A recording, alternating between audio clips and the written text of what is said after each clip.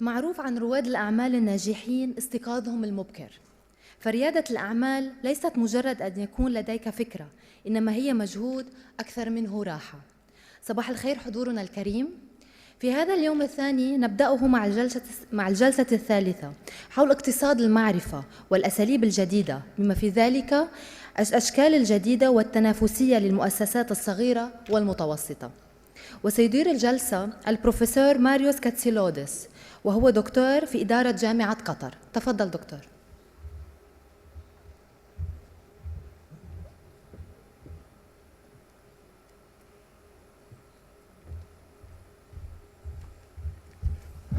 Good morning, everybody.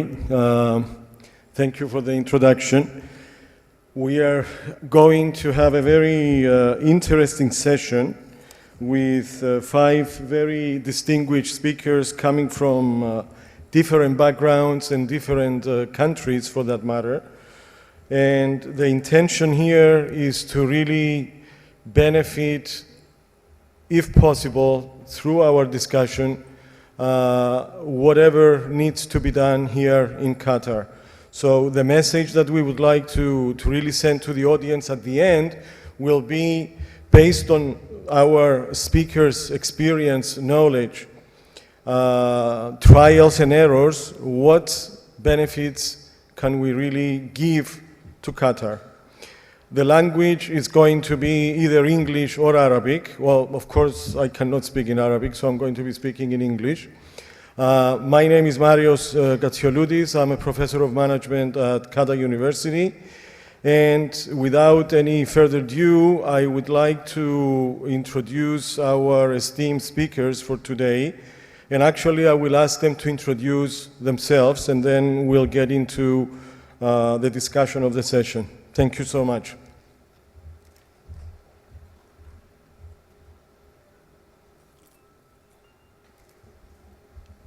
بسم الله الرحمن الرحيم. صباح الخير. Thank you Marius.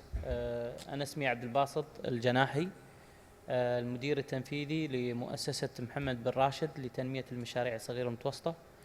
المؤسسة هذه أقامها سيدي صاحب السمو الشيخ محمد قبل 13 سنة، وتعني بدعم مشاريع الشباب ورواد الأعمال. في 2009 تم تغيير المانديت أو أعمال المؤسسة هذه وتطويرها إلى تغطية قطاع المشاريع الصغيرة والمتوسطة بالإضافة إلى ريادة الأعمال. شكراً. Thank you so much. My name is Jabi Charin. I've been an angel investor, an entrepreneur many times over, an entrepreneur. I was the managing partner for IBM's consulting business in India, which I resigned in December. And now I'm on to my next entrepreneur venture. I'm the CEO of a leadership academy that we're just starting from ground up, procuring land from. So it's my next entrepreneurship venture. السلام عليكم. اسمي منذر عبد الله الداوود، مدير التنفيذي بالإنابة دار الإنماء الاجتماعي، عضو مؤسسة قطر. دار الإنماء الاجتماعي من تأسيسها في عام 1995 تكثف أنشطتها بشكل كبير على خدمة الأفراد في دولة قطر، ومؤخراً صار تركيز عندنا كبير على شقين في عمل الدار، اللي هو الشق الأول وهو تقديم خدمات نوعية لدعم رواد الأعمال، ونركز أكثر على المشاريع الصغيرة المتناهية الصغر اللي هي المايكرو بزنسز. والدار لديها أنشطة كبيرة في هذا المجال في آخر 15 سنة تحديداً. بعض البرامج تنفذها بشكل منفرد، وفي برامج أخرى تم عمل مشاريع كبرى مع شركائها الاستراتيجيين. ونذكر على سبيل المثال دار الإنماء مؤسس لحاضنة قطر للأعمال بالشراكة مع بنك قطر للتنمية. الآن التوجه القادم لدينا سنركز أكثر على هذا المحور، وهو تقديم خدمات مركزة نوعية لرواد الأعمال والمشاريع المتناهية الصغر، ومستهدفين في ذلك أنه نزيد فرص نجاحهم ونحفزهم على دخول هذا القطاع. شكرا. Assalamu alaikum, sabah al-khair. My name is Ruba Hashim. I'm the country marketing manager from Microsoft here in Qatar.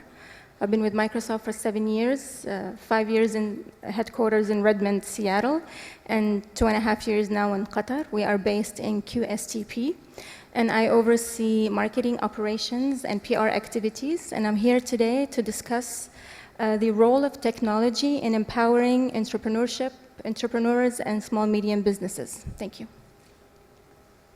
السلام عليكم. أنا محمود عبد اللطيف، مدير مركز ريادة الأعمال بكلية الإدارة والاقتصاد جامعة قطر. مركز ريادة الأعمال بكلية الإدارة والاقتصاد بدأ السنة الماضية في سبتمبر 2013، يعني السنة الثانية لينا حاليا. هدف المركز خلق ثقافة ريادة الأعمال والابتكار بين طلاب جامعة قطر ومجتمع جامعة قطر بصفة عامة، سواء أعضاء التدريس أو العاملين في جامعة قطر.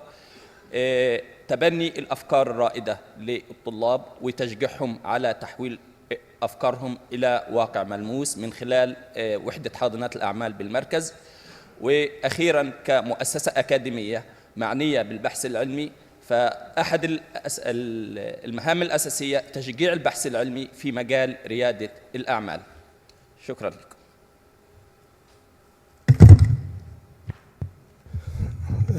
Thank you all for your introductions. The session has a lot to do with the knowledge economy and the new know-how, and all of these lead to how competitive SMEs could be. And one aspect of that is how do organizations, how do governments, how do SMEs use big data, and what is big data? There are many, many debates. There are many different schools of thought of what big data really is. And I will just throw this question to our panelists here for discussion. How could this big data benefit entrepreneurs in general? And what is big data? Oh, anybody who would like to start the discussion would be great. So let me begin that. I think there's a lot of confusion around use of this word big in data, right? At the end of the day, it's just data. And the more data you use, it becomes big data. Just last week, we hear the word big data, there's companies now actually promoting the word small data. So let's just talk about data for a minute. So if you go back to about 20 years, 1995 on, when large companies, because of the fear of the Y2K problem, began to implement large ERP systems, they began to collect a lot of data. And you fast forward about 10 years to 2005, and what they realized is that they had a mountain of data that they were sitting on and didn't know what to do with it.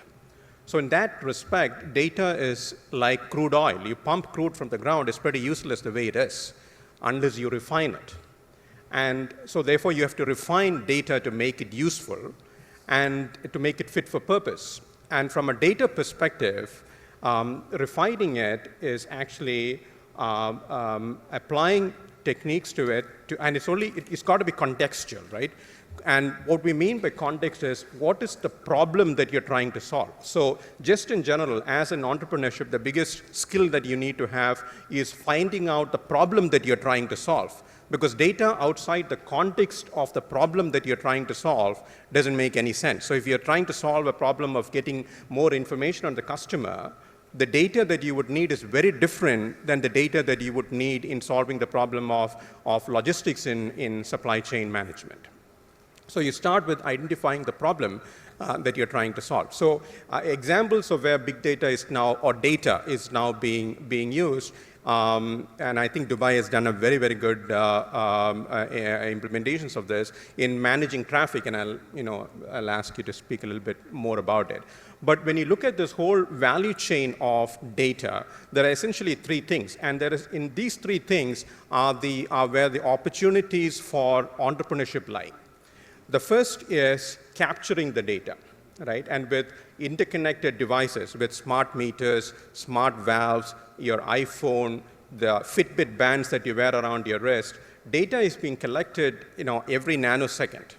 Now, so that's capturing the data. And if you ask yourself the question, what data out there is not getting captured today, and is there a possibility for me to go capture the data, there's an entrepreneurial opportunity there.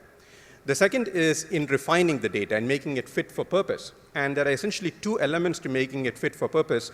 And one is the statistical techniques that you apply to making it fit for purpose. And second is the technology that you apply to make those statistical techniques work. And the third is visualization of the data, right? And in each of those three lie a whole lot of entrepreneurial opportunities. But the key question, that as an entrepreneur, and let me stop at this one last point, is what problem are you trying to solve? And I'll give you one example of how you do identify the problem that you're trying to solve. It's by doing two things. One is observing, and second is questioning, right? And the example that I want to give you is, in India, there is a job portal called Naukri.com, right? That's where you go and look for jobs. The way it came about is the entrepreneur who started it was traveling in a train, and he found that people were buying magazines, and they were reading it from the back first. And so he observed the behavior, and he started asking the question, why are people looking at this magazine from the back behind? And he found out that job applications and job appointments and classified ads for jobs are always in the back of the magazine. Observed, questioned, and created the job portal, which is a big success story in India. So I'll ask you to talk a little bit more about the Dubai experiment in traffic congestion big data. I mean, thank you very much, Maurice and Chibi.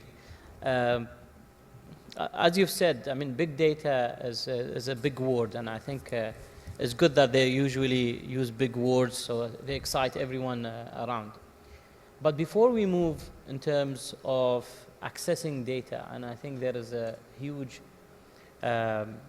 change that needs to be in place within the data owners and the data providers. So, and today we talk, if it's in this region, it's the governments, and government's ability to be flexible in giving people or giving entrepreneurs access to such data. I'll give a quick two examples. One of them is sitting over here, is one of our success stories. And what happened is really, today in Dubai, you don't need to go to the economic department to register your company. All the information required for you to do so has been somehow given to around 80% to the private sector.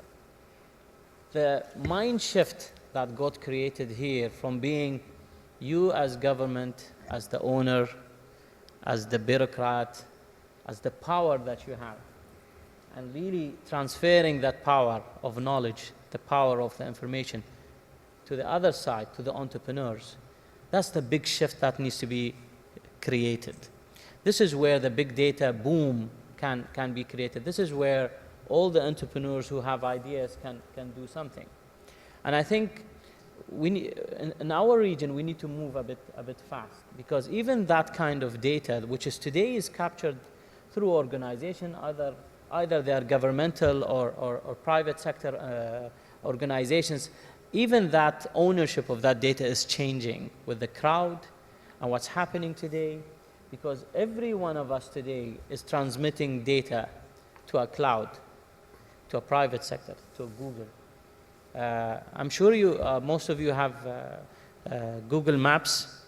I organize with my kids in the morning going to school, and I give my iPad to my daughter and tell her, Baba, tell me which route to take, because Google Maps can give you the right route and where the congestion is.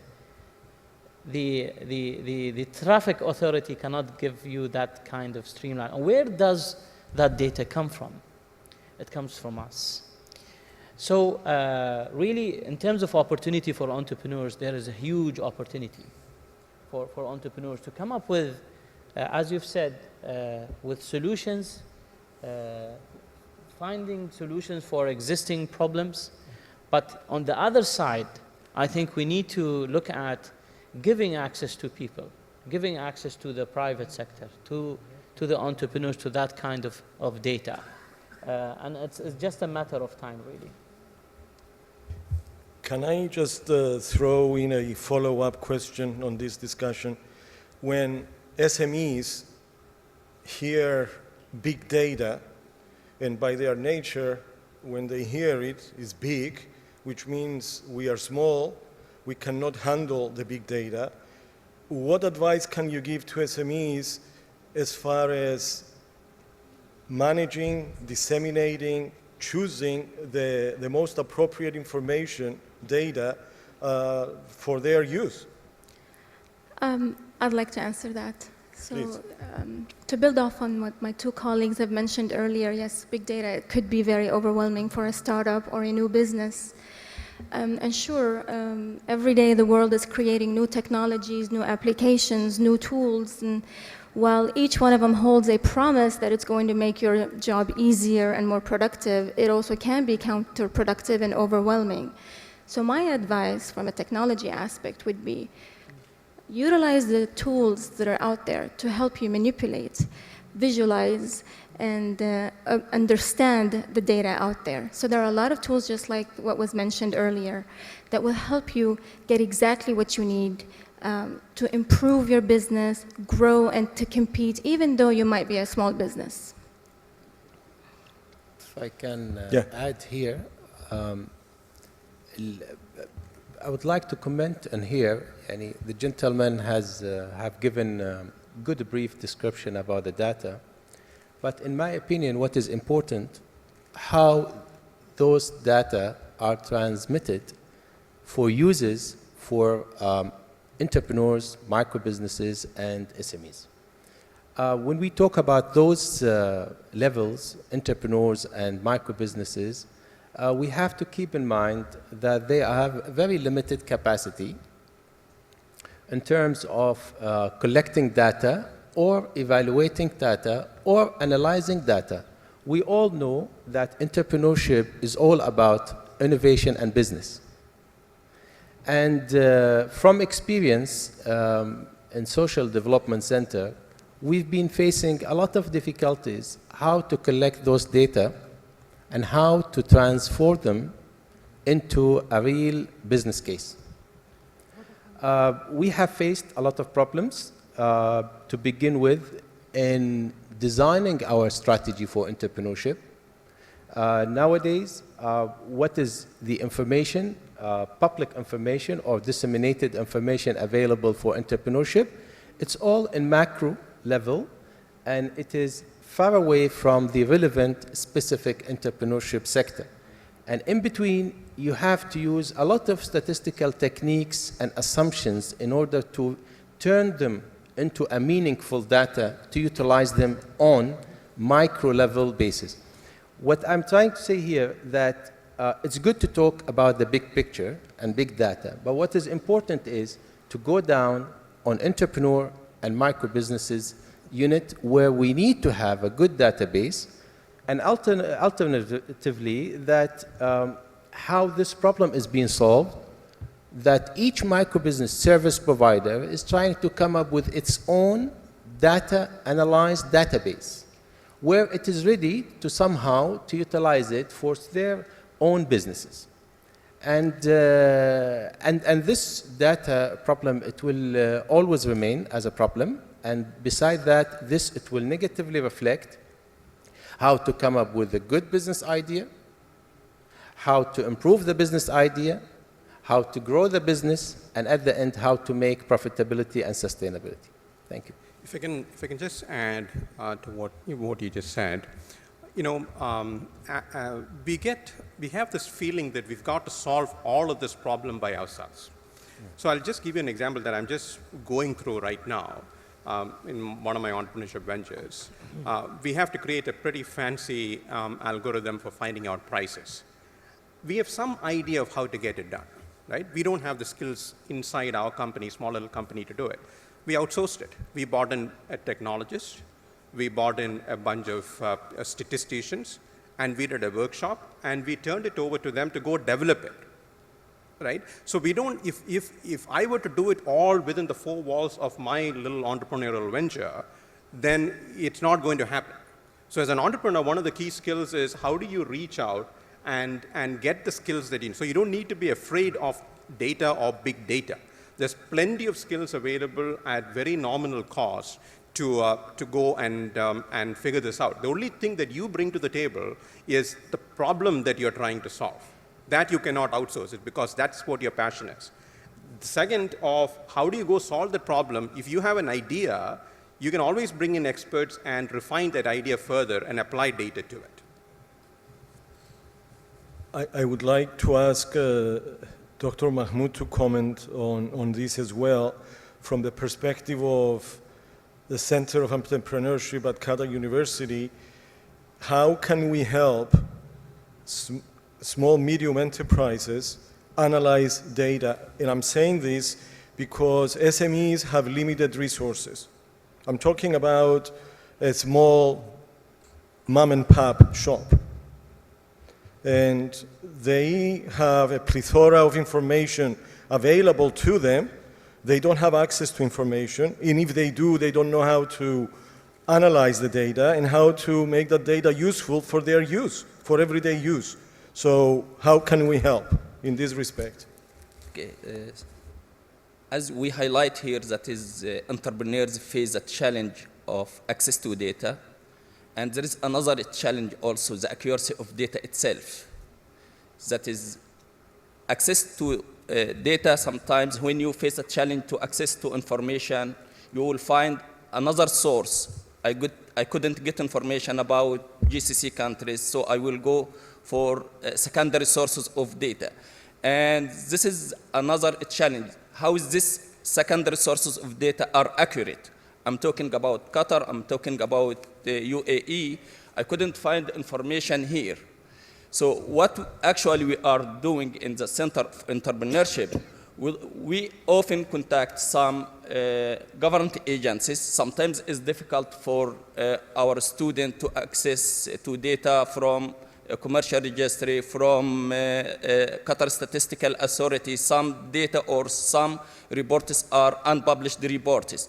So what we are doing, we contact this data, we identify what we are looking for. If we are doing market research in specific sectors, we approach those government agencies, please, we need such kind of information. And actually, they are often welcome and they are supportive.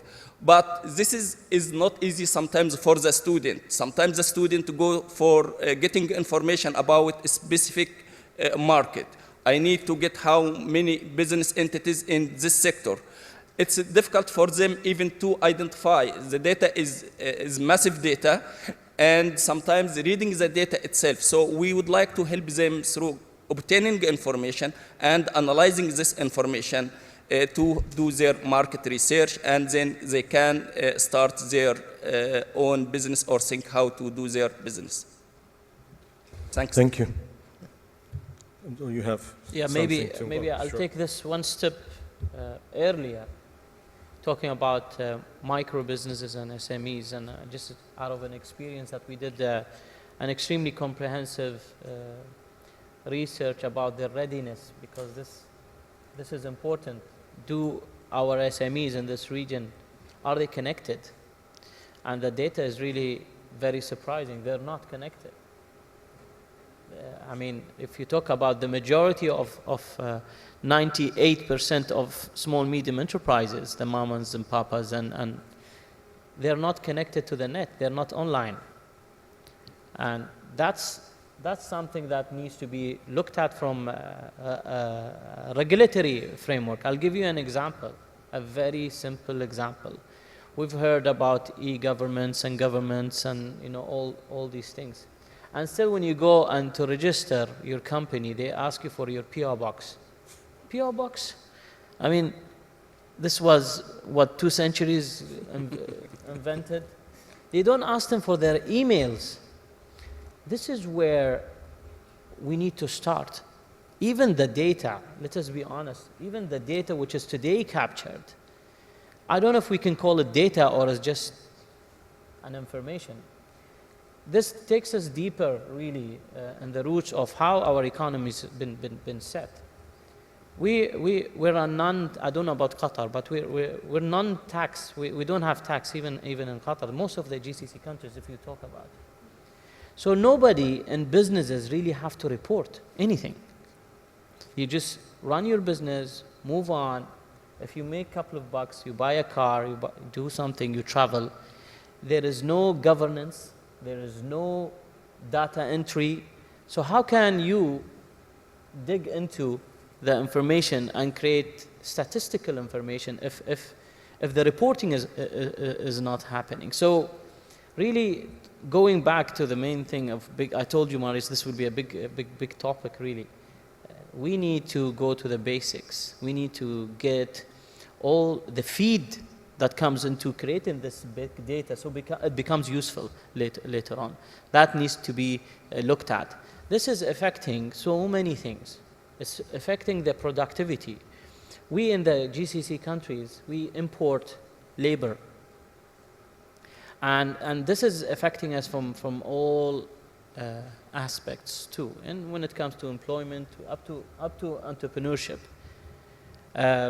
Without having access to data if I take an example of an operation, we in government sit and come up with policies. If I talk about amortization or employing Saudis or Qataris, we as bureaucrats are very good in putting fees and putting obstacles instead of putting incentives.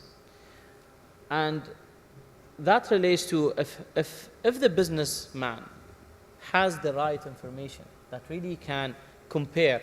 I'll just give you an example, a real example that happened in Saudi, and we're studying it now, of using robotics. Because of a policy that was implemented in the Saudi government of employing Saudis, this factory of 260 employees, but this guy was someone who had set his business in a proper way. He knew everything about his profitability, his costs, and everything. Because of that policy, he would have gone bankrupt or closed down his business.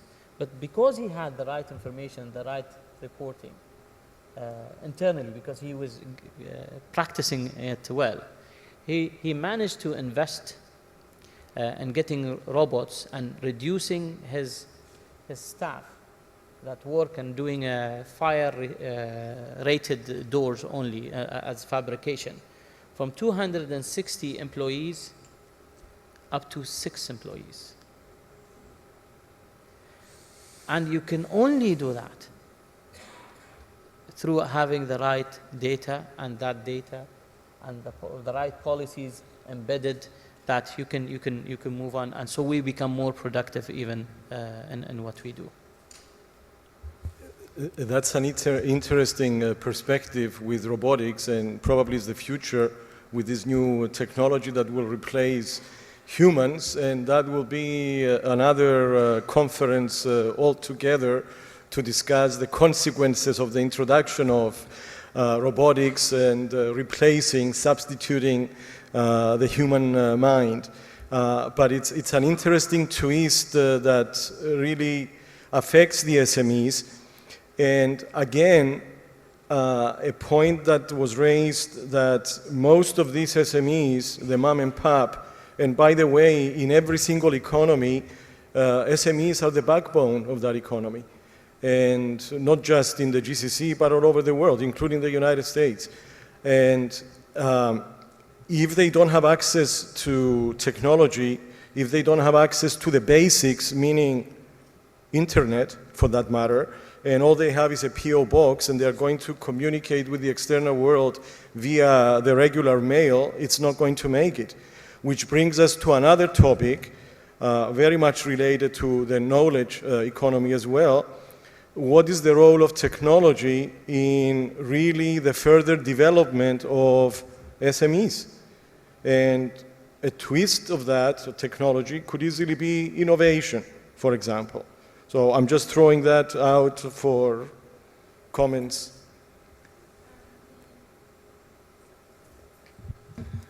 We cannot emphasize the role of technology in the key role it plays in empowering, enabling, and helping SMEs grow their business and become competitive.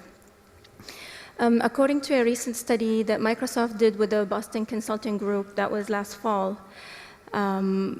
SMEs that utilize technology, we call them tech-savvy SMEs, grew their business 15% more than those that don't use technology. They were able to create jobs 2 to 3 times more. 2 out of 3 businesses felt that they can increase their profit and revenue, and that they can actually compete even globally. So tech-savvy SMEs who leverage the technology available to them, and it could be something as basic as having a computer, internet, employing social productivity, having an online portal for customers, that sort of technology. Were able to have customers outside of their geographies, and they were even able to employ employees outside of their countries as well. So they are really competing on a global or an international arena. There are so many statistics and so much data out there that cannot emphasize enough how leveraging technology at a very reasonable cost these days can help you grow, make profit, and compete. And the study also shows that those who don't use technology were spending about $1,200 a month on services, but those who were tech savvy and were heavily using technology were only spending $300 more. So really, from a cost perspective, there wasn't much of a difference. Would you agree that an entrepreneur of today, having the knowledge, technological knowledge, even basic, elementary, is one of the factors that contribute to his or her success? And I know you would say yes, but I would like to see what other factors contribute to a successful entrepreneur in the 21st century. Technology is one and goes without any further discussion, honestly. It's a given. But what other factors would you say, other attributes or characteristics a successful entrepreneur should have today, or entrepreneurs should have today to be successful? Please.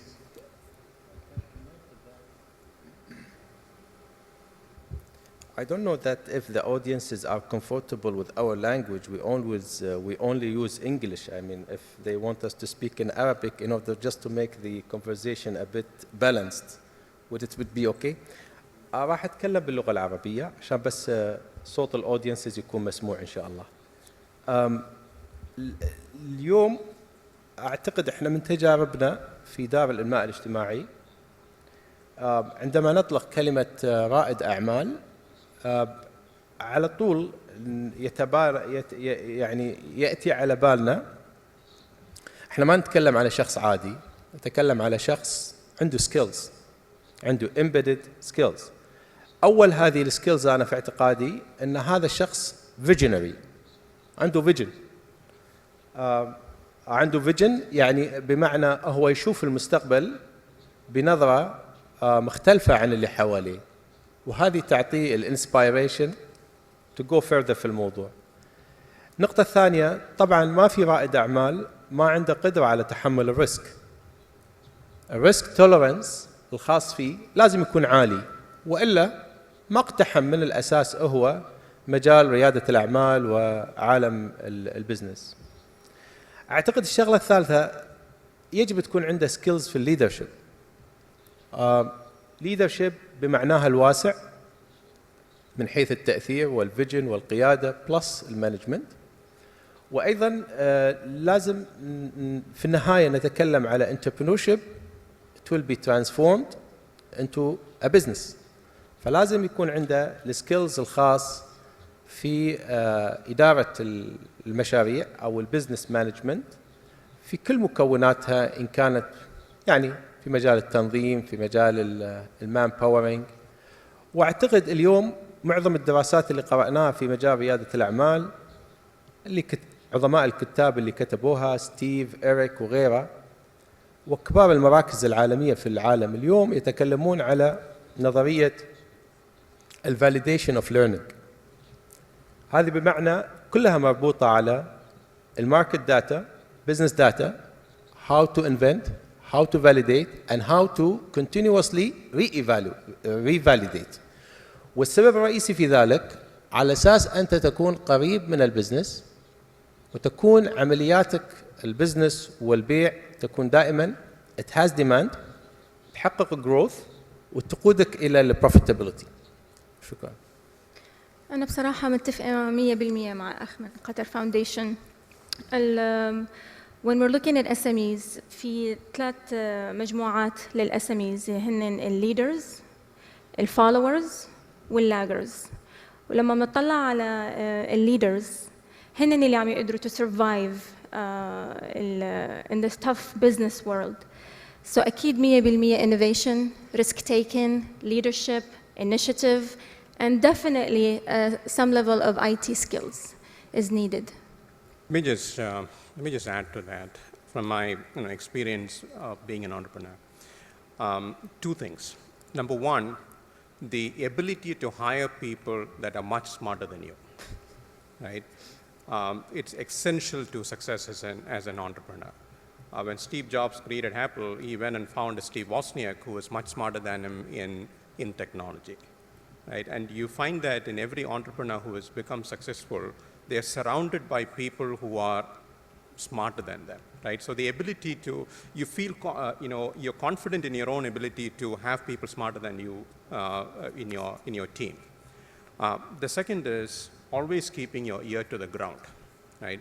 Because you may start off with an idea that seems very, very good when you started off, and the pace at which technology is changing and the world is changing, that idea may not look as good 5 months down the line. So the ability to keep the ear on the ground and the willingness to cut your losses, right, and not keep on investing when you know that it is, it's a gone case. Not getting your ego entangled with the process of business, right? And I'll give you a very simple technique to use to get your ear on the ground, to keep your ear on the ground. When you meet people, you say, hi, how are you, right? Just change that question to say, hi, what's new, right? What's new? And you meet 10 people a day, you learn 10 new things. If each of them tells you what's new, with regard to the industry, with regard to whatever they're doing, you learn 10 new things. And then you connect those dots. And these are all, it's very simple. Entrepreneurship is not difficult at all. I mean, people have this view that entrepreneurship is risky. Entrepreneurship was risky when Columbus had to sail across the Atlantic to find what he thought was India's, but found out North America. That is risky, right? Sitting in a developed city such as Qatar, in an air-conditioned environment, and risking a little bit of capital is not risky. You're not going to die from doing it, right? So it's a hugely rewarding activity to do. But the wrong thing, if you're in the business of entrepreneurship for sake of money, it's the wrong thing to do. You will not succeed. If you are in the business of entrepreneurship for solving a problem that you're passionate about, then you will succeed. There is nothing as failure. You just, maybe learn a costly lesson, but you never fail. Ayush? Please. Just to elaborate more on this, I think this is an extremely relevant question that in every forum gets really questioned. I'll talk out of experience really in this region.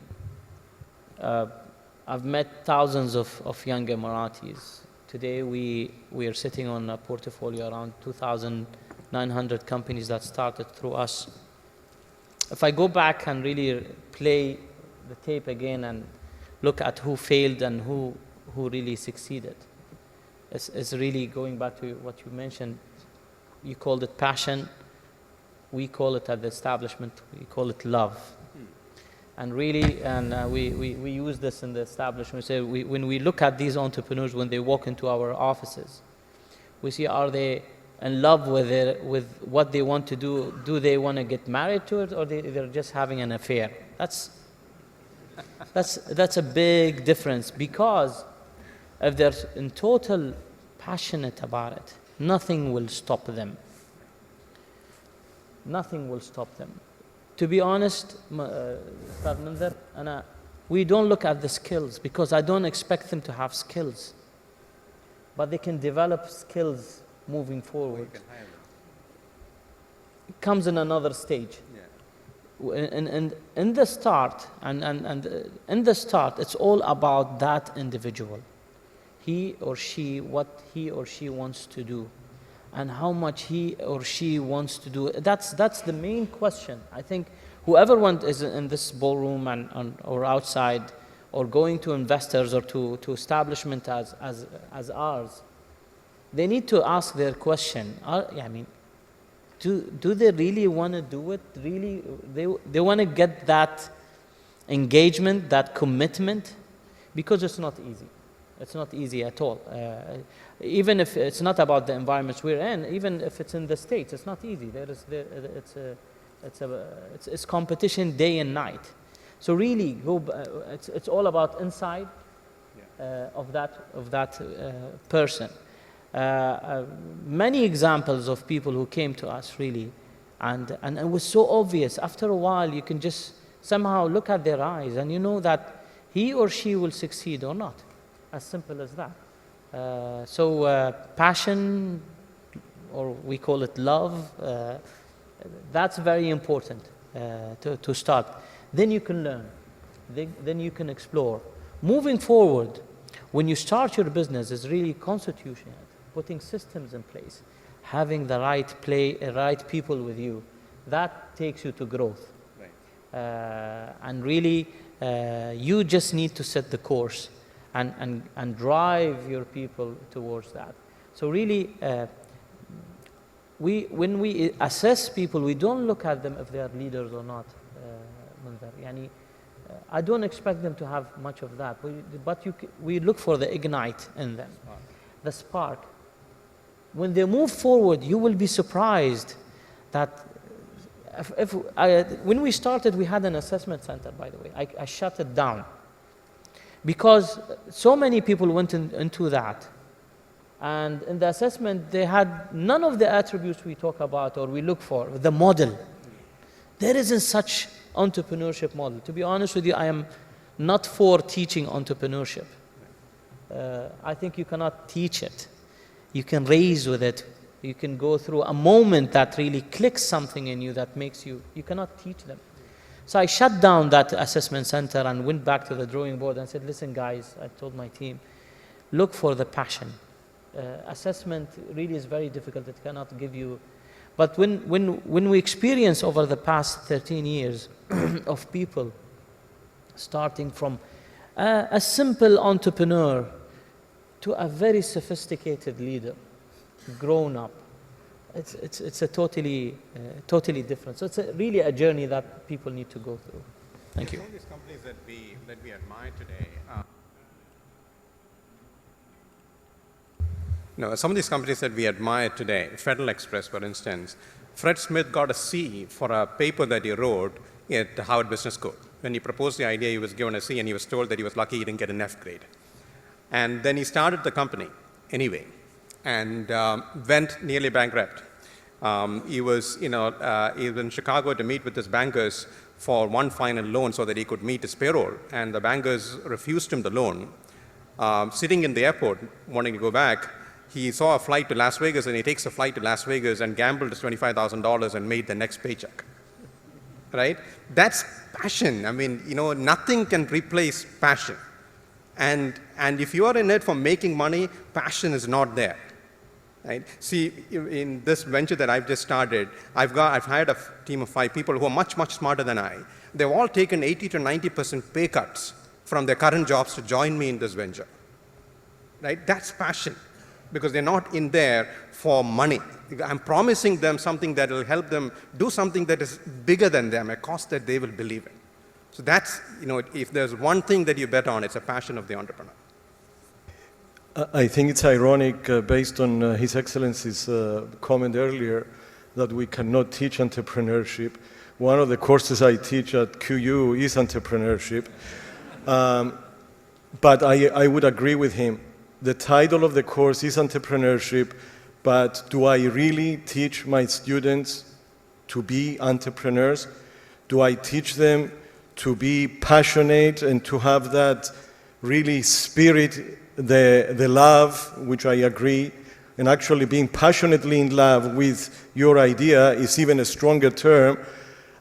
We are giving them certain skills, and if they have, for example, to draft a business plan, and if they have the passion, they will move forward with it. If they don't have it, forget the business plan anyway, it's going to be useless. So the true entrepreneur, and I've seen it in the young minds in this country, the 18-year-olds, the 19, the 20s, and so on and so forth, undergraduate students, that some of them have that passion and they succeed even without a formal business plan. And they really believe in it, and no matter how many times they fail, they will get up and continue. That's a true entrepreneur for me. This opens a whole other chapter about education and how does education contribute to a successful entrepreneur. I would like to ask Dr. Mahmoud, since he is within Qatar University, he has been dealing with students as well, just to give us, his perspective. If we look to the framework for knowledge-based economy, we'll find institutional part, education, and innovation system. So as educational institution in Qatar University, we try to encourage students to, at beginning, we have a structured approach for creating entrepreneurs. This structured approach is starting by creating a culture. Creating a culture, it means that everyone knows what is entrepreneurs, what is the meaning of entrepreneurs. Have idea is not enough, but having idea and taking a risk, this is an entrepreneur who have an idea and is willing to take a risk. So this is what we are doing to teach a student, please, if you have an idea, then you should move forward, take a risk.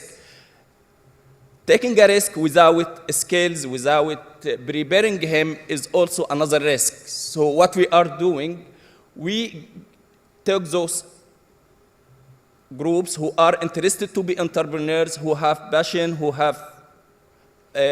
are willing to take a risk, to next step, to train them. So after training them, we do some kind of contest. This contest, if you have a good idea, if you would like to move forward by your idea, let's see how your idea is going to be. So every year we run entrepreneurship and innovation contest. This contest encourages students to develop their idea, to have their business plan, and then they are going to be assessed. So this is a track for creating entrepreneurs. Afterwards, based on the contest, we will have winners. Those winners, we always take them to the next step. This is the track to be entrepreneurs. So the shortlisted students are going to be incubated. So we have a big pool for starting from creating a culture. Then the pool is coming to be narrow, or a few students to developing skills, then going to the level of contest, and then the incubation center, which in this case, they have high potential to be entrepreneurs. Even though they moved from contest to business incubation, there is no assurance that they are going to be succeed or that it's going to be success. But we keep following them, what you are going to do, what is the next step, how long you are going to stay with us. You are not going to be incubated forever. So this is to prepare him, that is, afterwards, you should face the community, you should face the environment outside you and face the real challenge. So this is the learning track which we started to implement it, to create entrepreneurs, to help students who have good ideas and who have some research project which develop some new product or new services. This is our learning approach to create new entrepreneurs in Qatar. Thanks. Any other comments on the same? I have a quick comment. So we work very closely with the educational institutions here in Qatar. From higher education, of course, Qatar University is a great partner of ours to K-12 schools. And we've witnessed a positive and a promising trend where the curriculum is evolving to embed and to build into it this entrepreneurial track. So moving away slightly from this absolute academia concept to something that's more project-based, real-life scenario-based, and for the students to experience what it's like to be out in the real world. And from what I've seen here in Qatar, there are so many contests and so many opportunities for students to work on those skills and explore and experiment. I feel students and entrepreneurs in the GCC countries are very privileged. I'm comparing this to my experience working with similar institutions in the United States when I was with Microsoft in Seattle.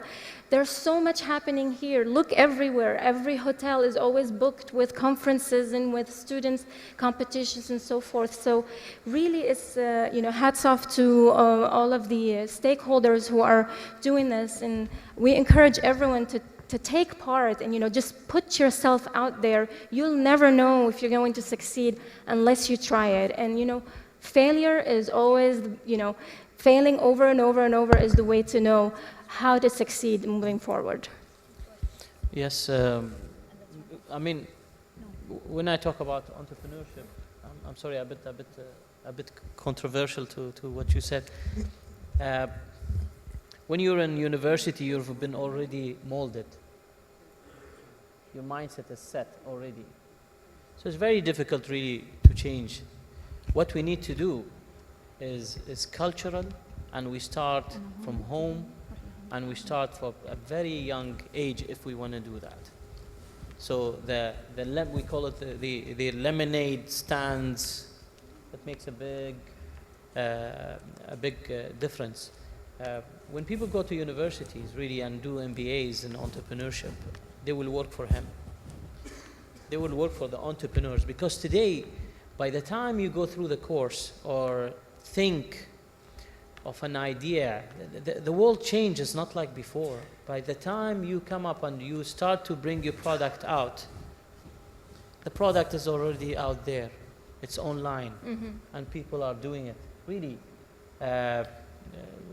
So for the entrepreneurs, going back to the skill sets and all this, it's important, but you can do it later. You can recruit the graduates because they're smart. We're not saying they're not smart, but you can have very good MBA students working for you.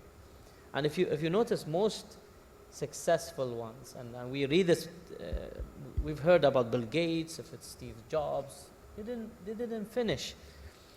I can tell you, we can see it historically in this region. Most of the most successful business people, they don't have MBAs. They didn't go to school, some of them, but they're very successful. And they are recruiting people like us who went to school. As an educator, I have to make a comment on this. We all need the BAs and the MBAs in entrepreneurship. And Jebi made a very interesting comment earlier that an entrepreneur is going to hire much better people than him or her. Am I correct? Yes, very true. An entrepreneur could be not formally educated, might not have a bachelor's or a master's degree.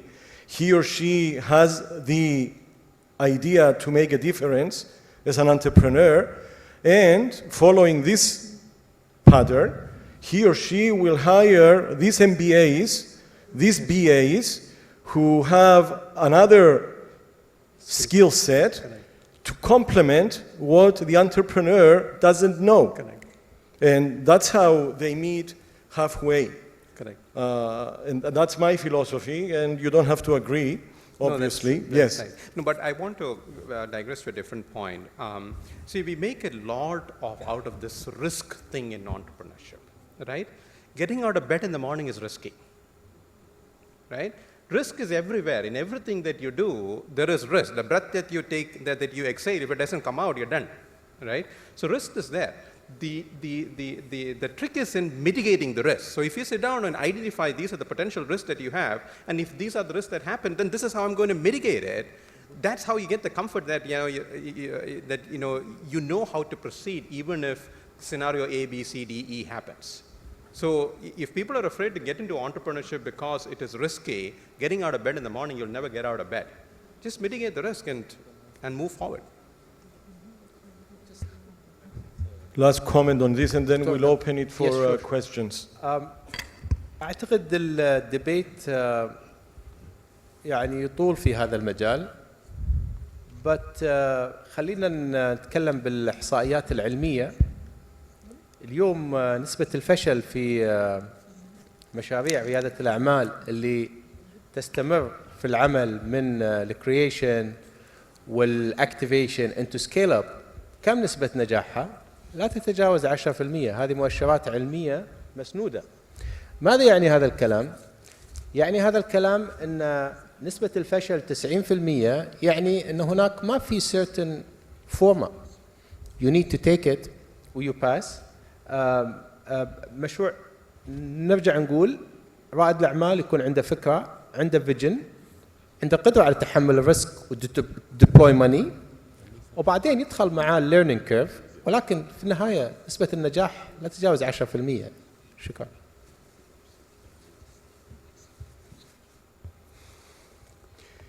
I guess at this point I will just open the floor for questions.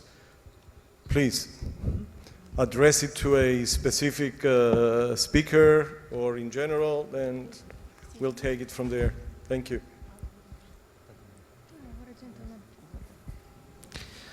Thank you. It was great to talk about the knowledge economy, and I believe if we would like actually to keep our entrepreneurs to go through the knowledge economy, I believe we have to teach them also when we are training or educating them how to be to shift to learning organizations or learning companies. Through this, it's no need, them to take MBA or whatever certificates. They have just to learn that a learning company could keep them ongoing learning and getting skills how to use the knowledge economy. So I believe learning company or learning organization will be the good idea for us in the region. Thank you. Thank you for the comment. Yes. سؤالي للأخوان الخليجيين، هل يوجد عندنا في الجي سي سي داتا توثق الانتربرينورز؟ يعني نحن نلاحظ سواء في عدة دول خليجية نشاطات كثيرة وتتبناها الغرف التجارية أو تتبناها بعض المنظمات أو زي ما شفنا في قطر ما شاء الله الجامعة، لكن هل يوجد يعني في على الأقل في كل مدينة في كل دولة خليجية داتا معروفة منهم الانتربرينورز؟ ولا زلنا نحن الآن لحد الآن ما احنا قادرين نعرف مين هم الانتربرينورز. هل هم في السعودية مرة عرفوها من الذي يكون راس ماله من ريال إلى 20 مليون، وبعدها قالوا لا، فما احنا عارفين من هو الانتربرينور وكيف نصنفه، فلو تفيدونا يعني. شكرا. ما عندي فكرة.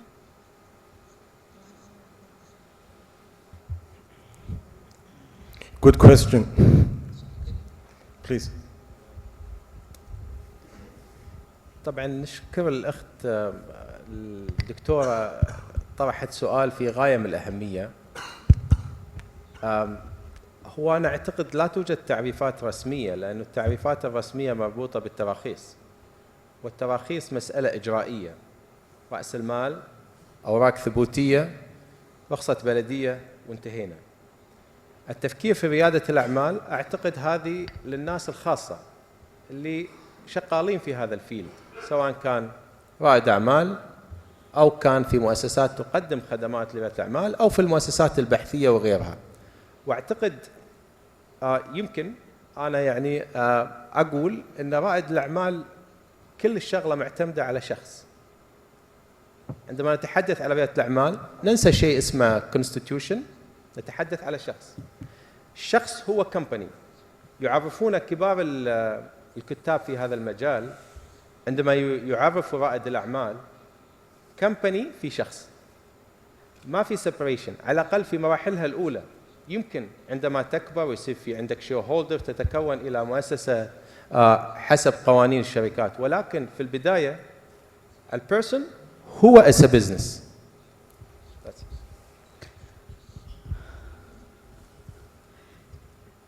Anybody else would like to? I'd like to comment about to reply to the same question, to the previous question. his question about that involving entrepreneurs with real business. And I think learning approach when we have mentors of coming from industries themselves, like some businessmen, some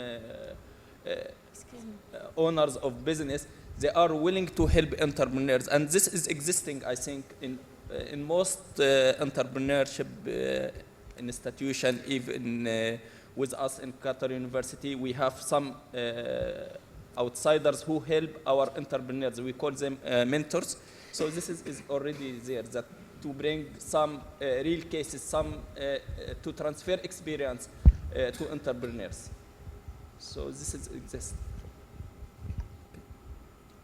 أنا أحب أعلق برضو على موضوع البيج داتا.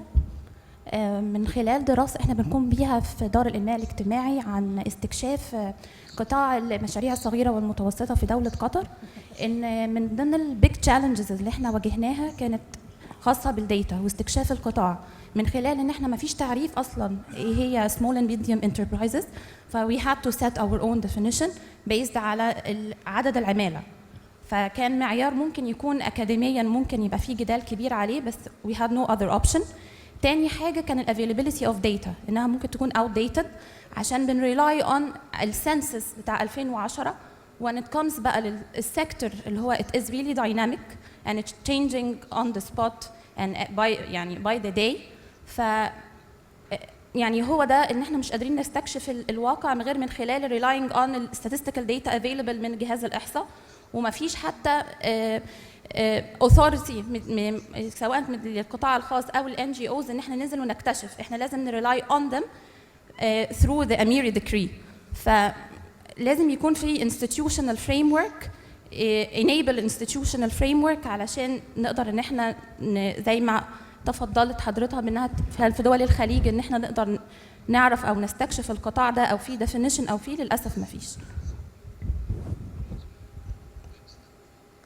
Can I ask a question? Please. السلام عليكم ورحمة الله وبركاته. صباح الخير عليكم جميعا. أمال المناعي، مؤسسة القطرية للعمل الاجتماعي. أنا طبعا أشكركم جميعا المتحدثين، أنا استفدت جدا من اللي قدمتوه.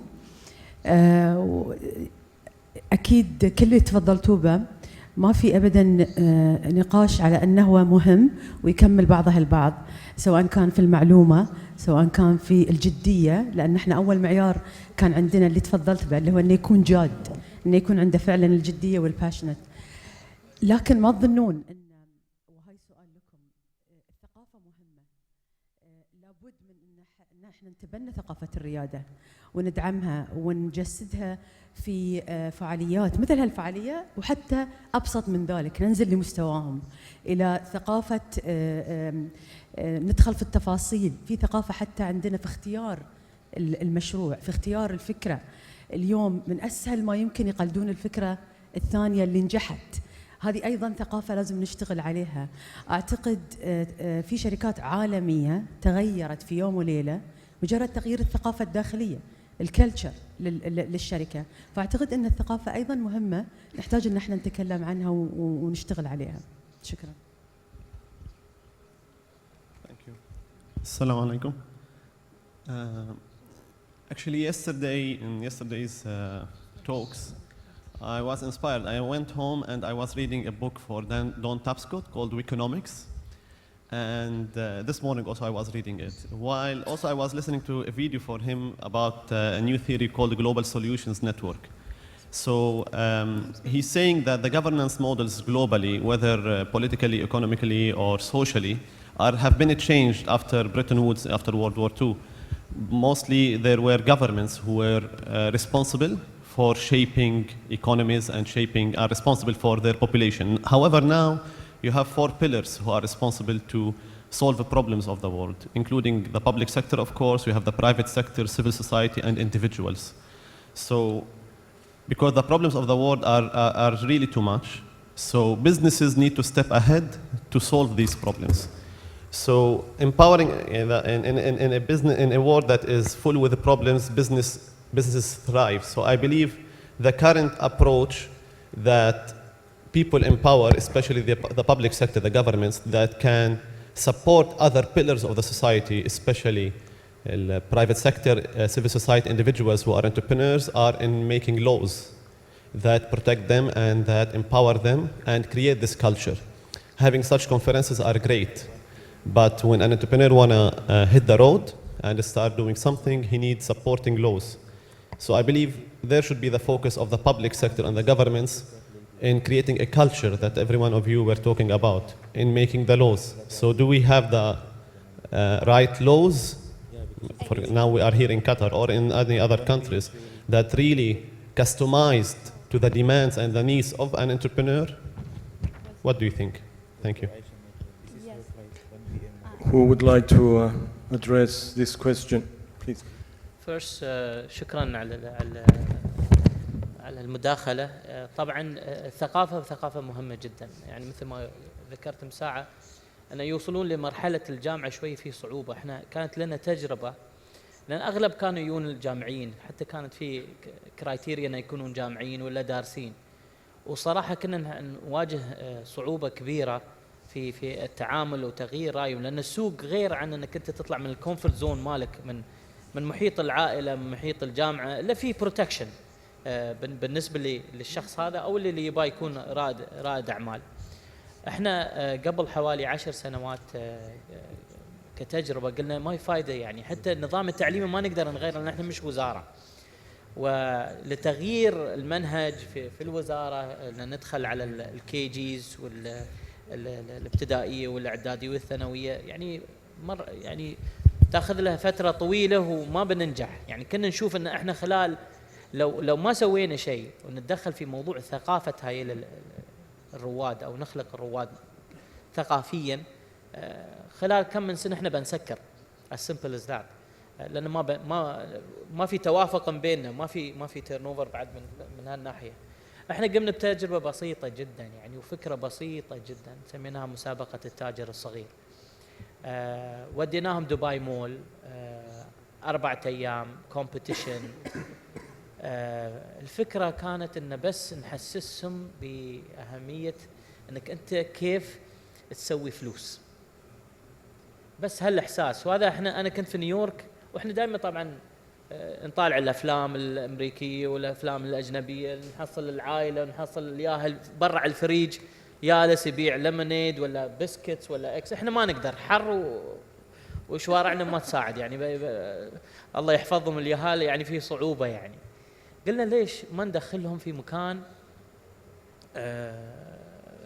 somehow protected environment الأهالي بيحبون، بنوصل للطفل والإمباكت اللي راح يخلقه. احنا ما توقعنا الأوتكم اللي صارت، الإمباكت اللي يصير من الطفل الواحد اللي يشترك او الطفل او اللي كان يعني المشاركين، يأثر على الأقل تضربه في 8. التأثير اللي يسويه هذا قبل أنا أتكلم 10 سنوات قبل ما يطلع موضوع البي البلاك بيري والإنستغرامز وهاي الأشياء. ففي تحويلات كبيرة. أتذكر كنا نصرف أيامها حوالي 1.5 to 1.6 مليون إعلانات عشان نجيبهم. عقب 3 سنوات والفكره كانت ان نبديهم هناك وعندهم هالسيد البذره هاي للانتربرنورشيب. يوم بيدخلون الجامعه الاكسبيرينس هذه في المول، بدل ما يروح يشتري ياس يبيع عند المحل اللي كان يشتري منه. هاي it got embedded in them. بعد 10 سنوات الشباب والبنات اللي كانوا في السنه الاولى والسنه الثانيه في خلال مسابقه التاجر الصغير قاموا يجونا، بس قاموا يجونا جاهزين. صح انه راح درس، لكن البذره هذه كانت موجوده فيه. وارجع يعني على الكومنت انهم يقلدون بعض. واتذكر كان في واحد من الصحفيين كتب عنا في دبي، قال والله المؤسسه كلهم هاي اللي تروح يبيعون نفس التيشيرت، كلهم نفس الاقلام، ولا يبيعون يعني هاي الثقافه اللي احنا لازم نغيرها. اتس اوكي. شو المشكله لو بيبيعون نفس الشيء؟ يوم بيروح هناك السوق، وهذا السوق لان الدائره الاقتصاديه ما بتقول والله لا انت تقدر تبيع هذا وانت ما تقدر. يوم بيدخل السوق بيفتح وبينجح، بيحصل لو بيبيع مثلا تليفونات بيحصل 10 محلات تليفونات عداله. How do you compete? What do you do? فهذا يرجع لنا على موضوع الثقافه. يعني اتكلم عن التعليم، احنا خاصه في المنطقه العربيه، يعني منطقتنا موضوع الفيلير، وانت فاشل، انت ما نجحت وسقطت، ناجح وساقط. والثانويه كانت تابو، يعني ان انت رايح الثانويه ويسمون انت خريج الثانويه، انت لا خريج ولا انت خلصت مرحله. يعني هاي الفكره الاساسيه اللي لازم احنا نغيرها، انه حتى لو هو جرب، حتى لو هو سوى، ما نقول ما توفق هالمره، نساعد احنا نحاول انه يتوفق مره ثانيه. مثلا من الاشياء احنا نسويها في المؤسسه، اي شخص again with the passion يقدر يغير قد ما يبغى، قد ما ليه ما يحصل الاكتيفيتي the thing that makes him he had the passion for this today. we support him. نوقف وياه كحكومه سنه سنتين 6 شهور whatever he changes, we still shift and help him to change. هاي موضوع انك انت سوري يعني فاشل ولا ما بقادر، هذا احنا نحاول نبتعد عنه، لان هذا اكبر ضغط.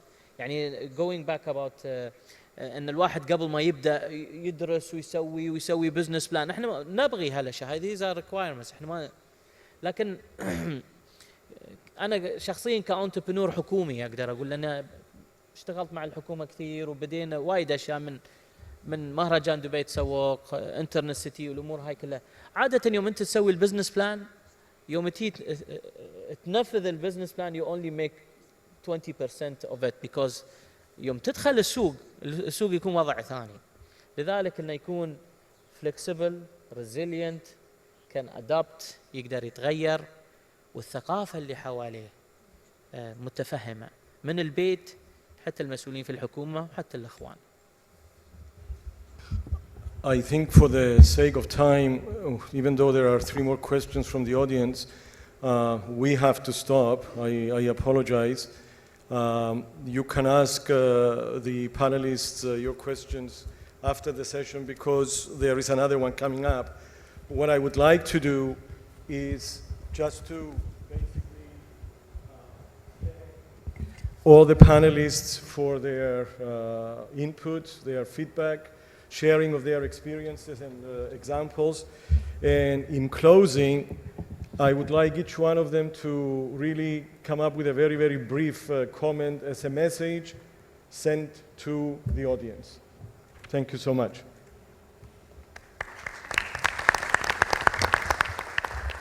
So if you don't take anything away from what I spoke about, just take 2 things, right? One is ask questions and what's new. يمكن إذا نبي نضيف كشخص مسؤول في مؤسسة تقدم خدمات في مجال ريادة الأعمال، ثقافة ريادة الأعمال مثل ما تحدثت أستاذ آمال، ثقافة مسؤولية الجميع إن كانوا أفراد مؤسسات أو حكومات. ريادة الأعمال تعمل كثير ولكن النتائج ستكون بسيطة، ولكن مع المستقبل ستخلق الفرق إن شاء الله. My advice or my last comment is don't be afraid to fail And no matter what idea you're pursuing, no matter what it is you're trying to do, just make sure you get there before your competitor. رسالة أحب أقول رسالة لأي رائد أعمال إن نجاحك جزء من نجاح البلد، إن نجاحك هيساهم في تحقيق التنمية الاقتصادية للبلد. شكرا.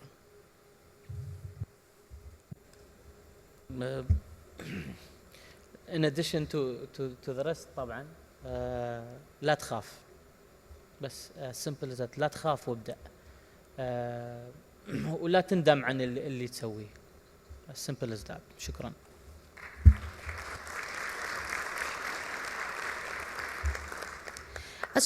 أشكر إصغائكم وأشكر بروفيسور ماريوس كاتيلوديس ومتحدثونا جيبي شريان، السيدة روبي هاشم، السيد منذر الداوود، سعادة السيد عبد الباسط الجناحي، والدكتور محمود عبد الجليل. أما الآن فالكلمة الرئيسية للسيدة ضحى البوهندي، رئيس قسم التسويق وتواصل رواد الأعمال في وزارة الاتصالات وتكنولوجيا المعلومات في قطر، والتي ستحدثنا عن تعزيز الابتكار وتكنولوجيا المعلومات والاتصالات في قطر. السيدة ضحى البوهندي، تفضلي.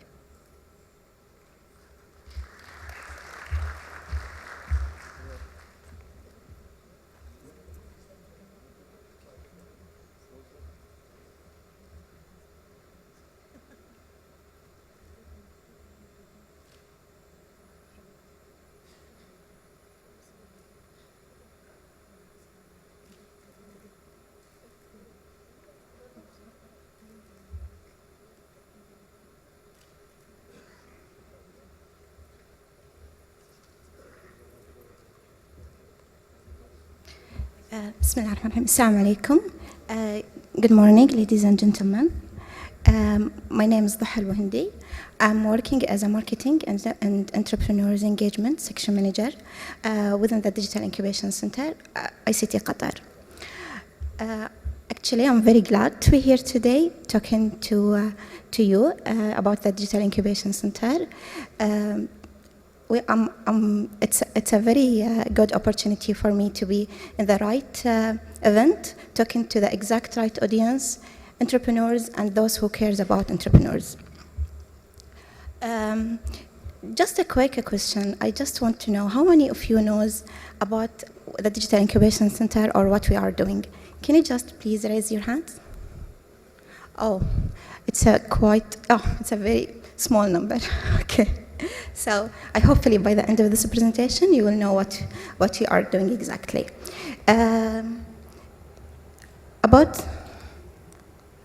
So I will talk to you about the Digital Incubation Center overview and until our network. Okay, Digital Incubation Center is working under the umbrella of ICT Qatar, the Ministry of Information and Communication Technology.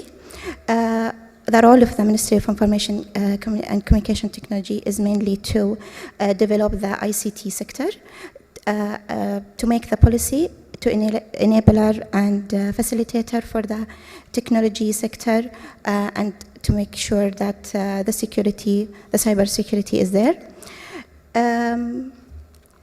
So a quick overview about the market, the ICT market. So as you can see from this diagram, it's within the normal growth. In 2022, the growth will be like 23 billion. But for the ICT Qatar mandatory to develop this sector more and to make it like the growth to be like 66 billion on 2022. So how can we reach this number? We will reach this number by building the digital cluster, and the entrepreneurs and the startups, ICT startups is the very important part of this cluster. So here is the cluster, as you can see. So what is the Digital Incubation Center? We are giving support for the entrepreneurs to to turn their idea, their business idea, into reality. We are there in the market since 2011, and we are providing the services for those entrepreneurs. Also, we are focusing on the ICT sector. So here I'm giving you an overview about our vision for the entrepreneurs. So anyone have an idea or a startup, Qatari or non-Qatari, we are open for the Qatari or non-Qatari, female or male, so who have idea or startup.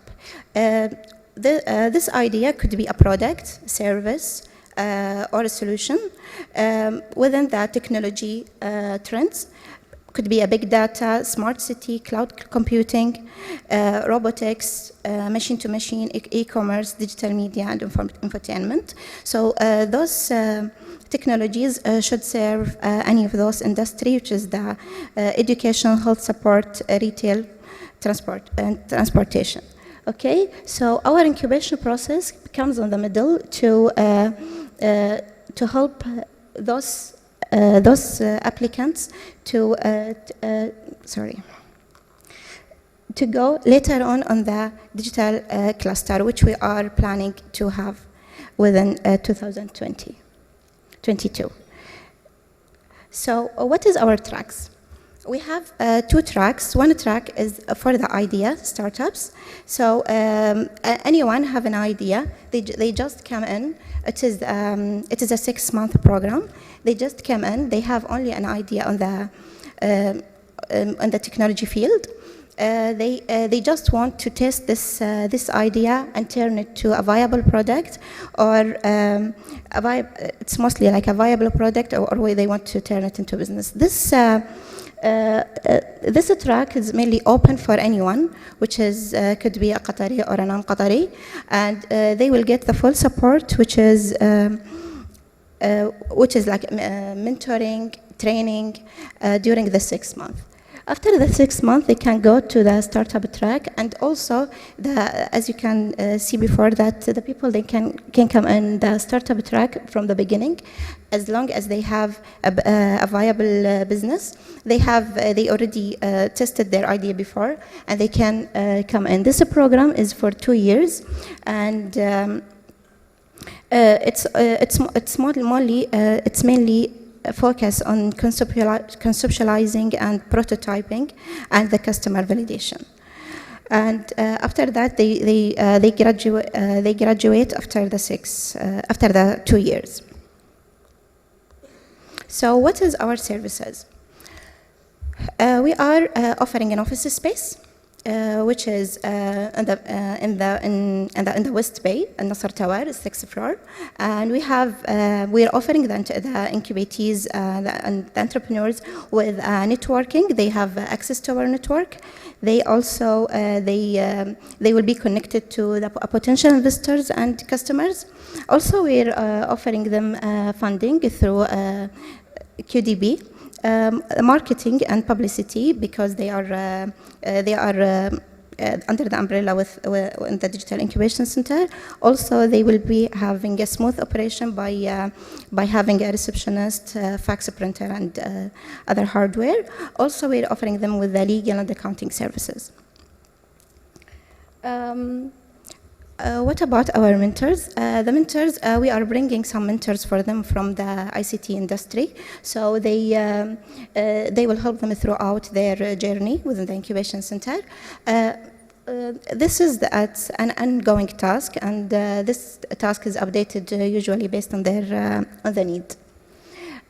Also here, I'm very happy to announce the opening of the new wave, which is started yesterday.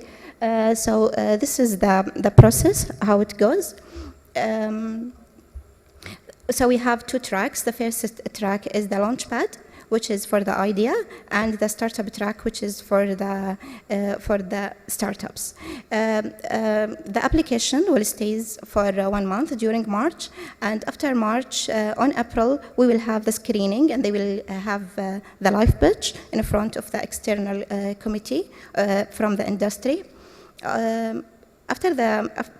after the screening and we will announce the winners. The Launchpad track, they will go to the track which is the 6 month, and for the startups they will have to build their business plan. The winners, they will have to build their business plan and go to another filtering, which is the business plan pitch, and the winners will go into the incubation program. What is our current incubatees? So we have 10 companies now in residence. Some of them are startups, as you can see. We have Garnas, Pepper Cedar, Evently, Raqami, Ticket Fun, and Fi. Also, we have some current Launchpad companies, Blue Penguin, Macan, and Clickset, and Rise Solution. We have so far created 33 jobs, and most of these companies are focusing on the digital marketing and e-commerce and network. Also, last and not least, our network. So it's very important to build the ecosystem for the entrepreneurs. So we are having a quite strong network with all entities in Qatar. Some of them from the technology field, as you see, Microsoft, Siemens, and Vodafone. We have funding like through the QDB and Angel Networks. So we have a good network with them. We are establishing a good relationship with the universities, Jamaat Qatar or College of North of Atlantic, HEC, and all of the other universities. We are also close to the youth entities in Qatar to help us to outreach with the other incubatees in Qatar, Al Jazeera, Quebec, and we're getting some services from some entities. So thank you very much, and this is our contact details. So I'm happy to get any question. So any question? Thank you.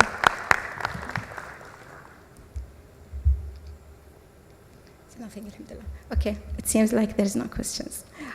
I hope that I was clear enough. Thank you. شكرا سيدة ضحى. وبالحديث عن التكنولوجيا وأهميتها في تعزيز الابتكار والارتقاء بمستوى الكفاءة والفعالية في إدارة الأعمال وتطوير الأفكار، سنستقبل السيد سايمون اليانيتونيو رئيس المشاريع الاستراتيجية والابتكار في شركة فودافون، والذي سيستعرض لنا دراسة التحول نحو الرقمية ودور ذلك في تطوير نشاط الريادة.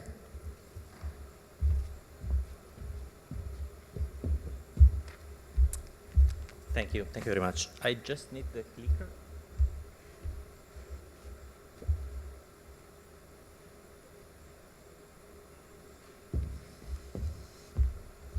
Thanks for the introduction, and good morning, everyone. My name is Simone Liantonio, and I'm the head of strategic projects and innovation at Vodafone Qatar. I'm really glad to be here today because I'll be talking to you about a topic, digital transformation, that I find fascinating and very stimulating, and that is key to the strategy of Vodafone Qatar to support a sustainable growth for Qatar. Together today, we will take a look at how digital transformation can enable companies to grow and succeed in today's economy. We discussed it earlier. We heard the panel earlier talking about quite a lot of these topics. We heard them talking about big data, and I'm very happy they did because we're going to touch on these points during this speech. Well, just to give you an idea of what we're going to be talking about, first of all, we're going to need a definition. What is digital transformation? There is so much talk about digital. Let's try to understand what digital transformation really is. Then I'll do my best to bring that definition to life with real examples so that we can really understand how digital and digital solutions can help entrepreneurs to improve their business. Last, we're going to take a look at, take a step back and take a look at the whole digital transformation framework and what pillars there are, that we're going to sum up all the things and see how digital transformation really works. So we need to start from, as I said, from a definition. We have a very simple question that is, what is digital transformation? The way I like to define digital transformation is very simple. Digital transformation is the use of digital solutions and digital technologies to radically improve reach and performances of companies. The reason why I like this definition is very simple. It doesn't say which companies. It actually says that, sorry, wrong button. It actually says that any size and any kind of industry can benefit from digital transformation. Even SMEs, in the panel we were talking about SMEs. Even SMEs can, if properly instructed, can benefit from digital transformation and digital solutions. So, as I promised, now we have a definition, I understand, is very harsh, is very dry. Let's try to bring it to life, okay? Let's try to play with some examples, and I'll do my best to really bring this definition to life. So, I use this first example. Some of you already heard me talking about this first example quite a lot, and the reason why I like this example is because it's really non-digital. And that is the key to one of the keys of reading, of understanding my presentation. Digital transformation is not for digital companies. Digital transformation is for everybody, especially non-digital companies. So this first story is about Lana. She's a 24-year-old woman, and she has a degree in chemical engineering. And she also has a passion for candles. And when she was at university, she came up with a brilliant, new, innovative way of making scented candles. So she's now over with the university, and she decided to start up a new business. And she started making candles very successfully. She sold them to friends and family, but at a certain point, she realized that that was it. She couldn't grow any farther if she didn't have a better way of advertising her company. So she had another brilliant idea, and she decided to open an e-commerce website. But you know what? That didn't help much either, because nobody knew about it. E-commerce is great, but you need to attract people there. And that is the first thing digital can do for her. Not a lot of you might know that, actually, of course, everybody knows about Facebook, but not a lot of you would know that Facebook can do a lot for Lana. Facebook can help her targeting marketing and advertisement to customers based on a lot of different parameters. And I don't want to do advertisement for Facebook, don't get me wrong, but the idea is very important. I realized that I was doing that just now, I shouldn't have. But anyway, the point is that Google can help Lana because Google can find, based on the data that we always share so willingly with everybody, including Facebook, Facebook can provide Lana with potential customers targeting age, sex, location, interests, nationality. Based on the information that Lana can collect through Facebook and through the tools that Facebook and the products that Facebook provides her with, she can create a customer base targeting specifically the customers that she's interested in.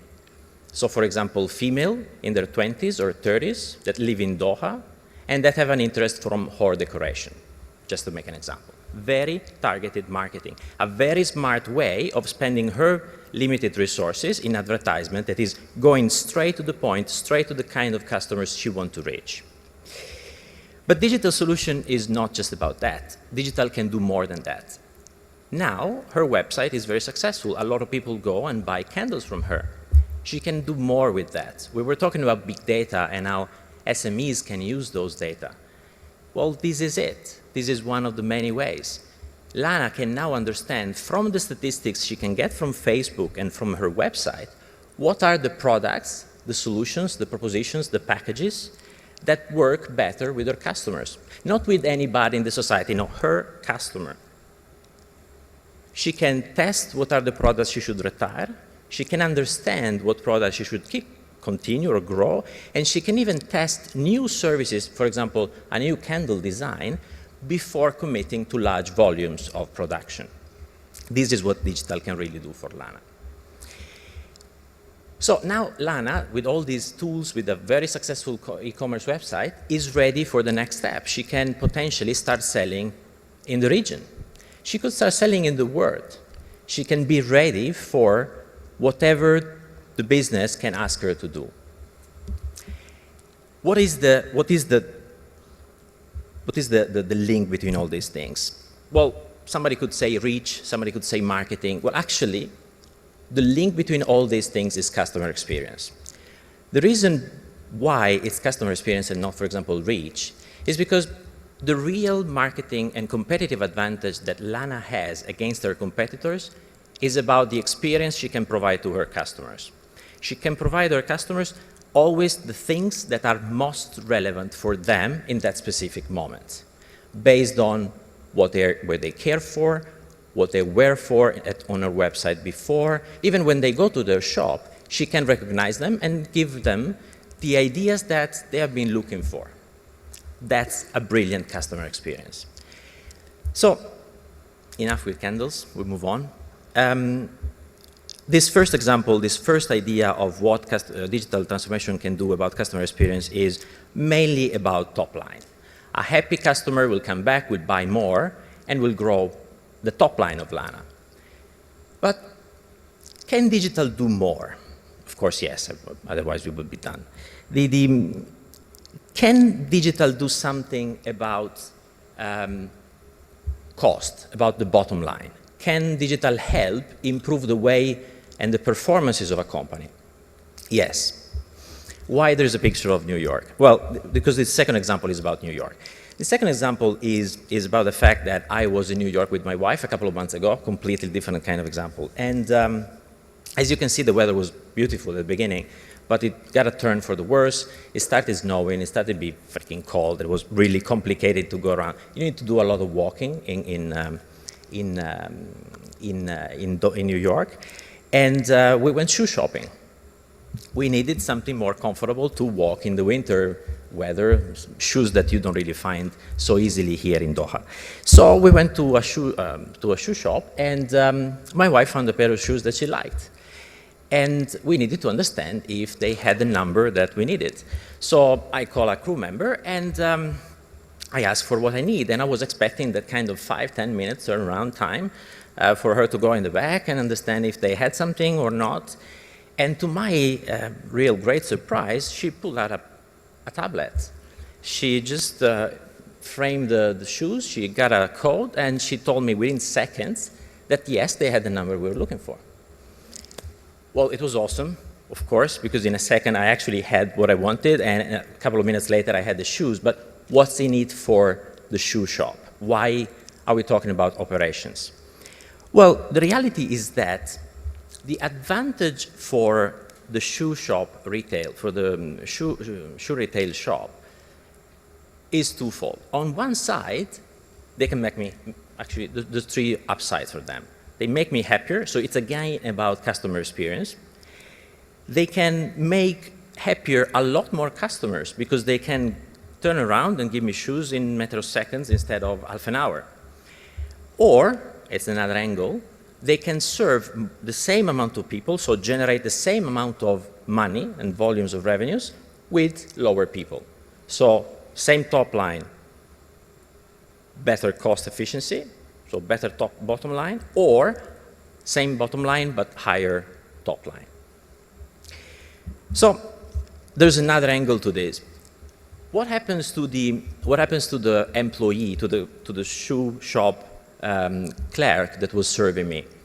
Well, she was definitely more engaged and more happier. So we're talking here also about employee experience, because she could give me a very awesome customer experience. She saw that we were happy about the service we were getting.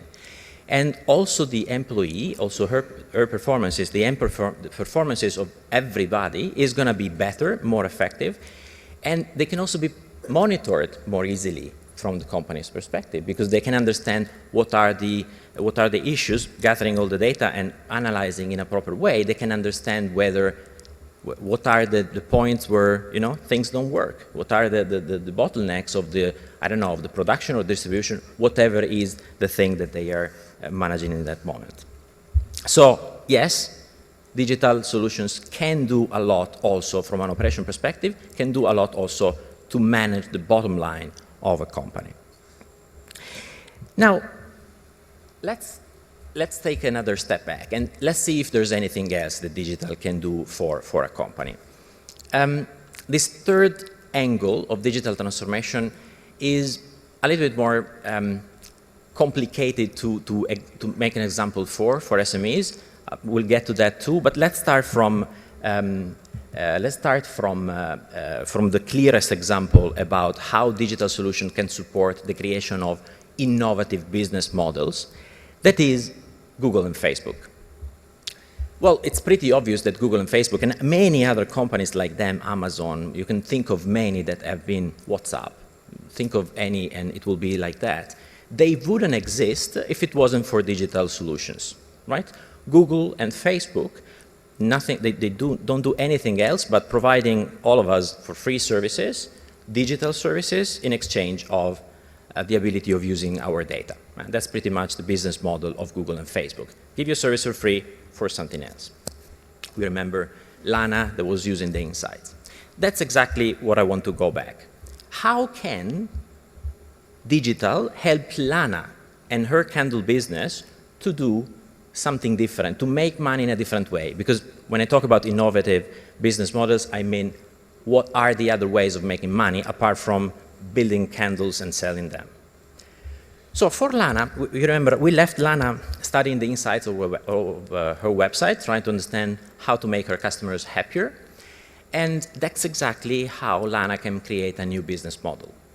She can use the data that she has about her customers, knowing what they like, what they want, what kind of patterns can be found about the people and the way they use her website and buy her products, and create partnerships with companies as small as her one that do the same, that target the same segment of customers. You remember women in their 20s and 30s that live in Doha. There are a lot of other businesses that target the same segment. She could either increase her top line by selling more candles, partnering with them, or if her customer base is big enough, she might even decide to monetize the data by providing cross-sell or upsell capabilities to the partners at her shop or on her website. Since it's so attractive, she might start in selling some of her partners' products as well at the same time. So this is how digital can support Lana, an SME, to improve and create new business, create new revenue stream for new business models for her candle business. So, summing up, we've been talking about the fact that digital transformation is definitely a big opportunity. The framework of the digital transformation is the key to this huge opportunity. We have seen through the example of Lana, of our shoe shop in New York, and the business model, the innovative business models, that these are the three pillars of this framework. No? There's definitely more to it. There's a lot of more things that we haven't discussed today for a matter of time. And what is important is that digital transformation is something that the application of which is going to be different from for every company in any different industry. There is not a one-fit-all kind of solution. Digital transformation is different from everybody, is different for every business, and the way you can apply it is definitely has to be tailored in a different way. At Vodafone, we strongly believe that digital transformation is a huge opportunity, and we see the opportunity from two perspectives. On one side is a great opportunity for the country, for Qatar, to enable a better citizen experience. We spoke about customer experience, we spoke about employee experience. There's people who live, like us, who live in the country, that deserve a better experience, and digital can be a way to give them that. The second opportunity is to create companies in any industry that can thrive and succeed, not just in Qatar, but can be ready to export their business, their products, their services across the world. That is something that is very, very powerful. Let me come to an end with a very strong image and strong message that I want to leave you with. We've been saying that digital transformation is a huge opportunity, and it is indeed. but it's also a huge threat.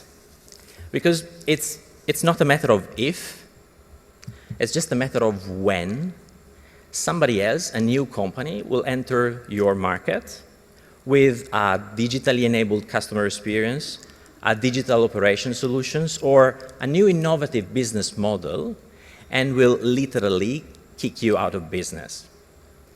It's just a matter of when. We need to act today to make sure that when somebody comes, we're ready to take the challenge. Thank you very much. I don't know if there's any question. I'm happy to take a few, but if not, I'm happy to say. Please. With respect to, thank you, Mr. Simon. With respect to digital operations, there's been something interesting we have been investigating, and unfortunately, maybe you can tell us why it's not available in Qatar. We have a lot of equipment that's there on various sites. That is, sorry, say it again. That is? A lot of equipment, different kinds of equipment on various sites all over Qatar. And we have people deployed at these sites to monitor this equipment. Ideally, what should happen is if we have the facility for a SMS alert or a digital data SIM or something, which can give us an alert if something is wrong at the site, we could then send the person to the site as opposed to having a 24/7 lookout. Sure.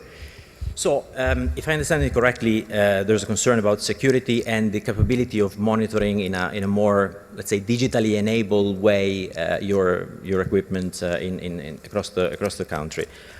Well, it's a very good idea. It's a very interesting opportunity. Let's have a chat. We can definitely find a solution for that. I mean, I work in strategy, but we are a commercial company, so I'm happy to look if there's a solution for that. Let's talk. I'll give you my business card, so let's have a chat.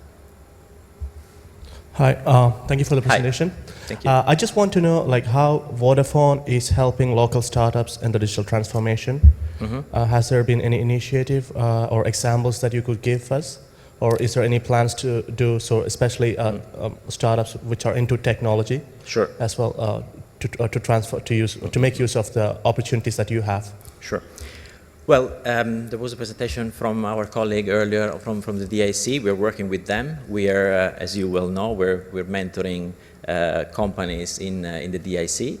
And we are also collaborating with other incubation centers in the country to understand, and for example, we are here today because we are starting a cooperation with Qatar University and their business center to help companies to understand more and more what digital can do. So bring these ideas that we've been talking about this morning to everybody in the country. From my perspective, your point is very good. We need to start from the startups because it's much easier if you start your business thinking of digital in the very first place. You can go through a digital enabler process rather than a digital transformation.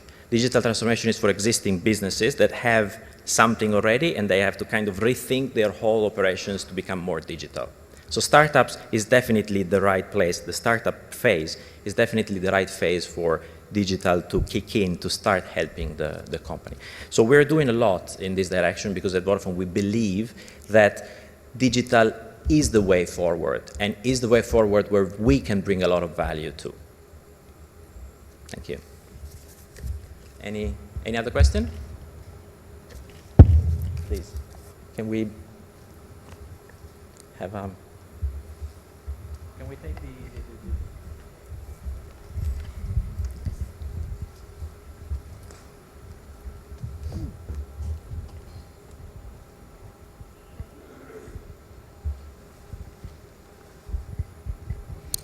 I'm glad what I heard from Vodafone, but just it came to my mind question because I know the technology, it helps a lot disabled people. So do you have any experience to you help disabled people, especially blind people they use, like operator they use, because we find it really, really difficult to find a job for disabled people in our country. So if you can... It's a very good point. As Vodafone Group, I'm a Vodafone Group person. I've been in Vodafone forever, and been here now for 2.5 years. As Vodafone, we have quite a lot of different initiatives to support, to take our services and help people to do better, to be more wealthier in any possible perspective. And of course, disabled people are always is always a category of the society that we particularly look at, because we believe that mobile technology can help. Technologies in general, but telecommunication can really help a lot. I could give you kind of half an hour discussion on what are all the different initiatives that we have carried across the world to support different kind of disabilities and different kind of struggles around the world. And we have particularly a very interesting female enablement set of solutions across the different regions. I'm happy to discuss it separately to understand what we can do in this country, because as head of innovation at Qatar, at Vodafone Qatar, I really believe that innovation has to bridge that gap. It is very important, yeah. Thank you. Any other question? No. Then thank you very much, and have a great rest of the day.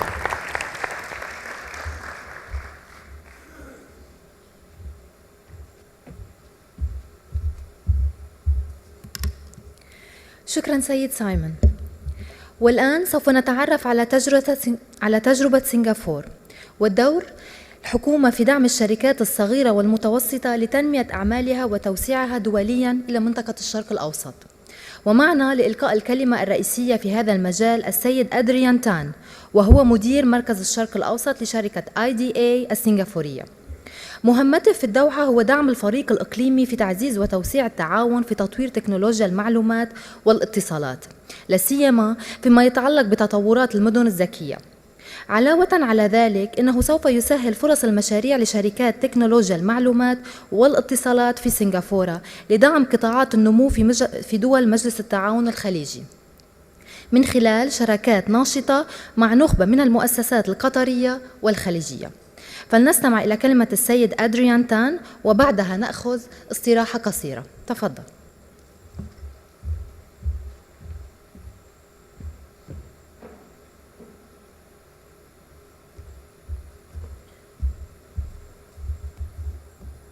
All right, very good morning, everyone. My name is Adrian from IDA Singapore. So I'll just give a quick introduction. All right, my topic today is how the Singapore government helps entrepreneurs to develop and internationalize their businesses into the Middle East. All right, but before I go on, let me just add something on. This is something which I added just this morning from the very interesting panel discussion on big data. All right, there's this tweet by someone known as RT at Arabia Bint Arabi at 9:36 a.m. this morning, and he mentioned that finding solutions to existing problems cannot be done without giving data access to people.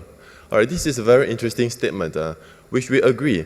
That's why from Singapore government, what we have is a data.gov.sg, where what we term as a sensor fabric. So for all the data from different government agencies are pulled together into a common data hub and given to people, to entrepreneurs. As you can see on the slide here, so this data that's collected by the government, these are grouped into categories. And from this data, these are shared openly to interested individuals who are keen to start a business into data analytics. So we do have a lot of businesses that have actually sprouted successfully from use of this data from the government. So if you can see, these are some of the successful apps that has been widely used in Singapore. So these are the new breed of entrepreneurs in the ICT sectors. All right, if I may just add a little bit about IDA, we are a government agency under the Ministry of Communications and Information established in 1999. So we have 4 key roles, 4 key pillars, and one of them is on Infocom industry development, where we help the Singapore ICT companies Why do we say that we help Singapore entrepreneurs? Because for us, we act as the eyes and the ears for the Singapore companies as a whole, but we are very selective on who we helped. We don't help just any Singapore companies, but the Singapore homegrown solutions have to be a certain percentage Singaporean owned. In other words, if it's a MNC that's set up a regional office in Singapore, we believe those are relatively big enough to help themselves, but we are more keen to focus on the homegrown Singapore companies. So in Singapore, for IDA, we have a few international trusts. One of them, of course, is to help to build capacity for innovative and entrepreneurship. We want to increase the skill of value capture and expand of the economic space. And last but not least, we want to build a globally competitive and network talent hub. What we do here is we try to be the bridge between Singapore and the region. While IDA is based in Qatar, our reach is regional. We focus on the MENA region, but mainly on the GCC countries. For our market of focus, as I mentioned, these are the areas. If you look at this graph here, you'll notice that this comprises of two big bubbles, and where IDA Middle East office stands right in the middle. So from the Singapore front, we help Singapore companies with niche solutions, homegrown niche solutions, to create market awareness in the region. But we recognize that for them to expand into the Middle East region, they cannot do it alone, especially for the SMEs. They don't have the capacity, and they would probably not have the outreach to fly 7.5 hours to the Middle East every now and then. So we help them to maintain this relationship. Over here, they will need local partners and distributors. So as a government agency here, we have to keep a lookout for them for suitable partners. So when they have a solution which they are ready to export to the region, we will introduce and we do a matchmaking for them. One of our other roles are being able to have an eagle's eye of all the solutions that's available back in Singapore. We have to identify niche solutions where company A's solution and company B's solution, they could be merged together to synergize and create a brand new product altogether to penetrate the market. So this is the role that we use to identify synergizing products and solutions.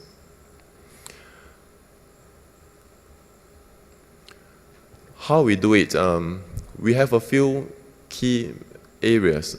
Of course, one of them is G2G, which is not mentioned here. The other one is to do it through the B2G, which is the business to government sectors. So with our political links with the government agencies, we have to source for suitable opportunities for them and highlight to them whenever suitable opportunities arise back home. For B2B engagement, which is what I mentioned earlier, we help them through business facilitations and through channel partners, channel distribution. So we will always be on the lookout for suitable channel partners, which are suitable size to match those from Singapore. For B2C, unfortunately, we don't do that much because they will not be able to reach out here directly to the consumers. So we are focusing more towards the B2G and B2B. So beyond Singapore, where we help is a few key areas. We help in market access, we help in business context, connecting the Middle East back to Singapore, as well as in-market accelerator. In terms of market access, we provide market entry information about the key markets in each of the GCC countries.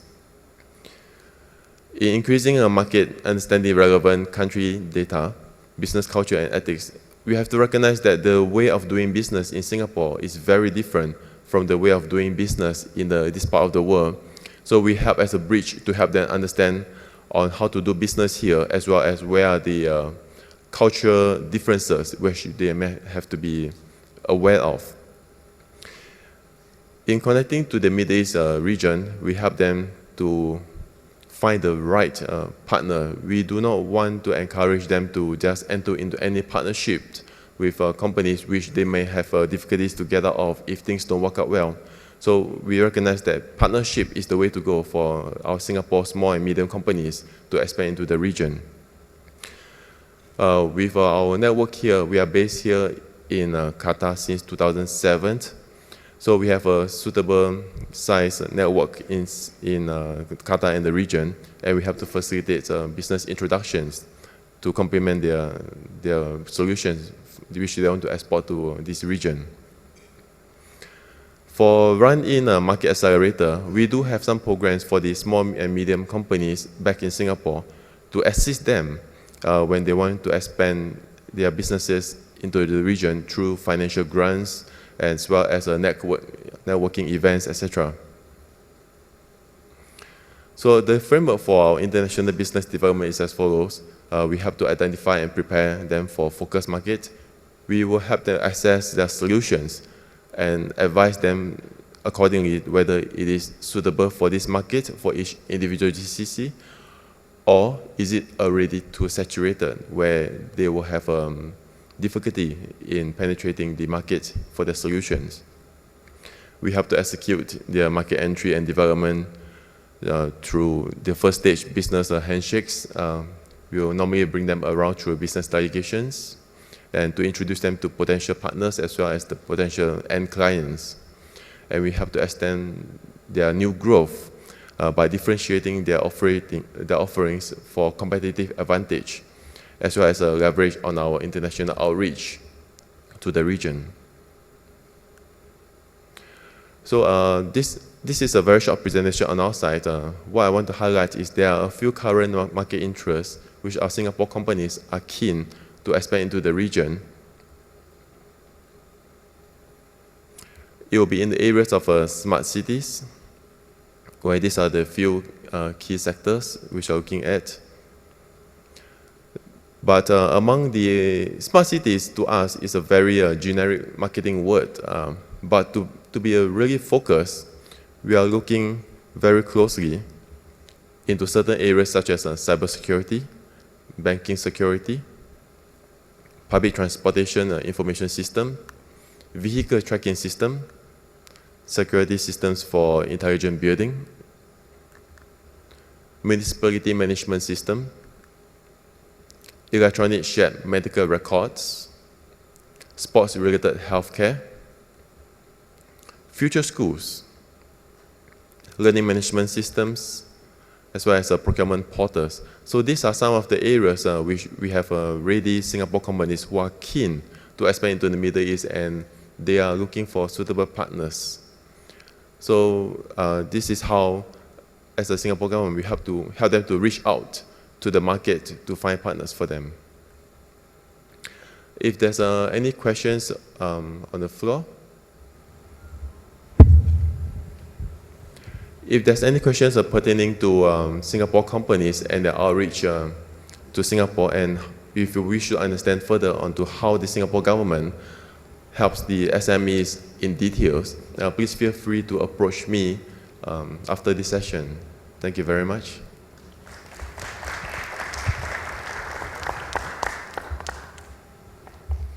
شكرا سيد تان، والآن سوف نقوم مع استراحة قصيرة ونعود لمدة 10 دقائق. شكرا.